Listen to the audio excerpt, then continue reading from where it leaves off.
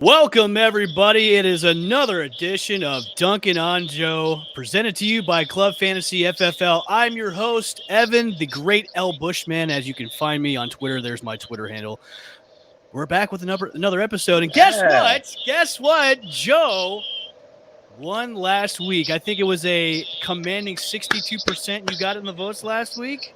Listen, I had to win the initial show. I couldn't lose the first one. That's very true. So, since you won last week, I'm going to give you a couple minutes just to gloat, just to say your piece before we get into the show today. All right. Well, I'm not going to be too mean or anything like that. I just want to say, and that's quite enough from you. All right. Damn it. Got him. But no, let's just thank FF by committee. He was awesome. He made some amazing points.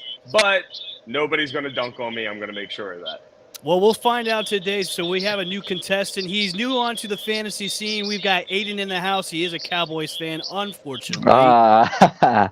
So before we get into the coin flip, of course, each side is going to have 5 minutes to explain their views to see which one is the best. And we'll get into the category in just a couple of minutes. Make sure to go to Club Fantasy FFL with all the social media platforms and make sure to subscribe to that YouTube channel where you'll find our show every single week as well. So this week's category is, who is the second best option in Washington you want in fantasy? Will it be Curtis Samuel or Jahan Dotson? Curtis Samuel.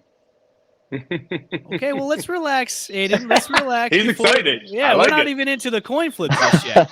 All right, I'm going to put up the coin flip of destiny right now. Aidan, since you are our guest, heads or tails? I'm going to go tails. Tails. Here we go. I never get tails.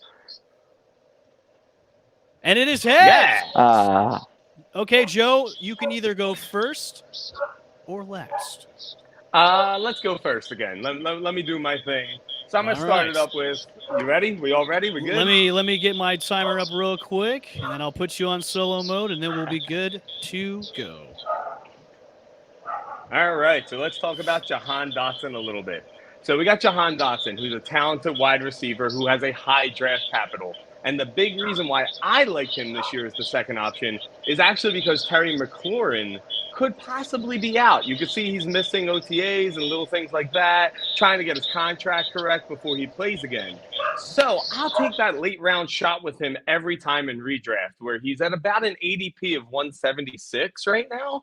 And the reason why is because the opponents he's facing in those first few weeks. He gets the Jacksonville Jaguars and the Lions. So let's break those down. The Jacksonville Jaguars have allowed the 7th most receptions last year to the wide receiver position.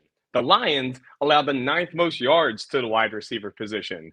And those are two great opportunities for Jahan Dotson to start. But then we keep going and we move over to week 5 where he faces the Tennessee Titans. Let's break them down because they were atrocious. They allowed the 4th most touchdowns to the wide receiver position, the 2nd most yards to the position, the 2nd most receptions, and the 2nd most fantasy points to the wide receiver position. So that's 3 out of 5 opportunities to start the season hot.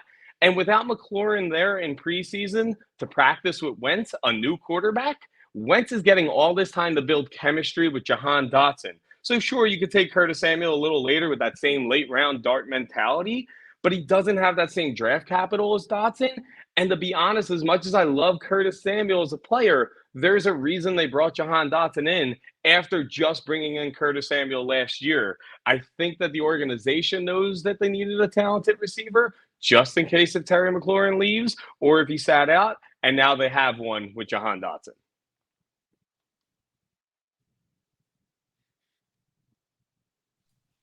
Are you already using your 5 minutes already? That was a minute and a half. I don't need a long argument today, man. I'm feeling Jahan Dotson. All I needed was that short little blurb. I felt good about it. Okay, Aidan, you've got the clock. Ready, set, you're on. Well, I mean, contrarian, I guess, to the Dotson pick, who's obviously the higher ADP receiver, I think I'm going to lean with the experience here and just play some devil's advocate and go as to why Curtis Samuel might, at least in the first 8 weeks, at least I think, unless Dotson breaks out quicker than that, I think you might be getting a real value on your hands in terms of especially a PPR receiver if they're just using him as the only veteran guy, the only guy that's been really, in the league has had over an 1,000-yard all-purpose season before. He didn't quite get there on pass yards, but he made up for it with 200 rushing yards flat. And I've seen reports that maybe they're thinking about using Curtis Samuel out of the backfield in some roles. I know it's early, and I know you can't really take coach speak for much, but if he does manage to get that role, maybe 2-3 snaps a game out of the backfield near the red zone, I mean, we've seen what he can do. He's a lightning in a bottle type of player, where you can give him a jet sweep, you can give him a carry occasionally, and he can just take that to the house. And I think on top of that, if you're adding that into a thin wide receiver room with really a new quarterback who could latch on to any of these guys, we don't know who his favorite target's going to be right away. And I know Jahan Dotson's probably the more talented wide receiver and probably, definitely has the bigger draft capital, but not by as much as people would think, given that Curtis Samuel is still a second-round pick. So I think it's going to be interesting here if we see a healthy Samuel. The last time we got to see him with the full clean bill of health in 2020, like I said, 1,000 all-purpose yards, and really in a team with Teddy Bridgewater throwing to DJ Moore and Robbie Anderson, who had a good season that year.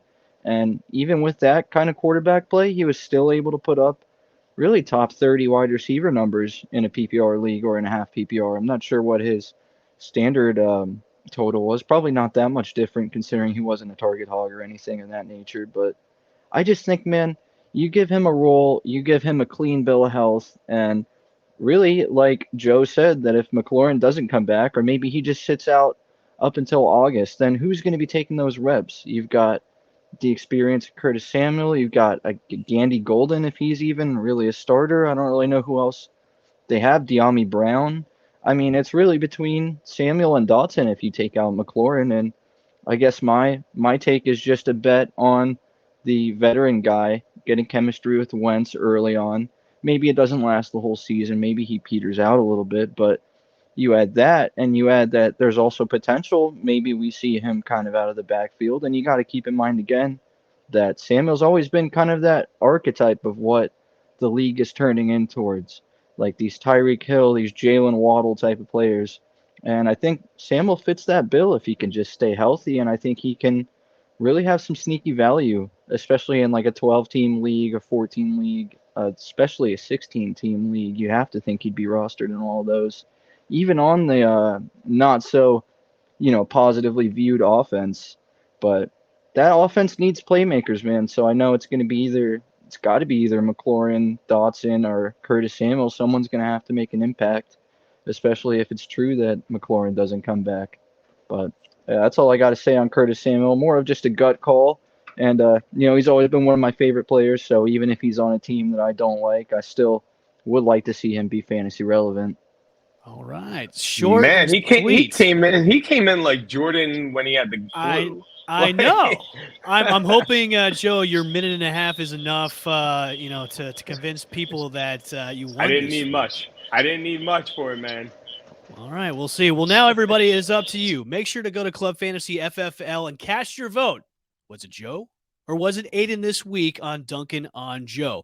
And make sure to come and check out Club Fantasy FFL, where new articles drop every Monday, Wednesday, Friday. We've got 2 new articles up this week, one with DK Metcalf by Chris Molina, and another on Antonio Gibson from Steve Lawson, of course. And make sure to tune in every single Monday for Mock It Like It's Hot. A new every single week. We have different drafts to get you prepared for the fantasy football drafts coming up for this year. We want to thank you guys for tuning in for another edition of Duncan on Joe. Make sure to go and subscribe to our YouTube channel, Club Fantasy FFL. We will see you next week, where Joe will have a new contestant. Make sure to cast your votes to see if he will gloat for about 60 seconds yet again, or will contestant Aidan dethrone Joe this week in this week's episode. Guys, we will see you next week. For Duncan on Joe, for myself, and for Joe, we will see you later.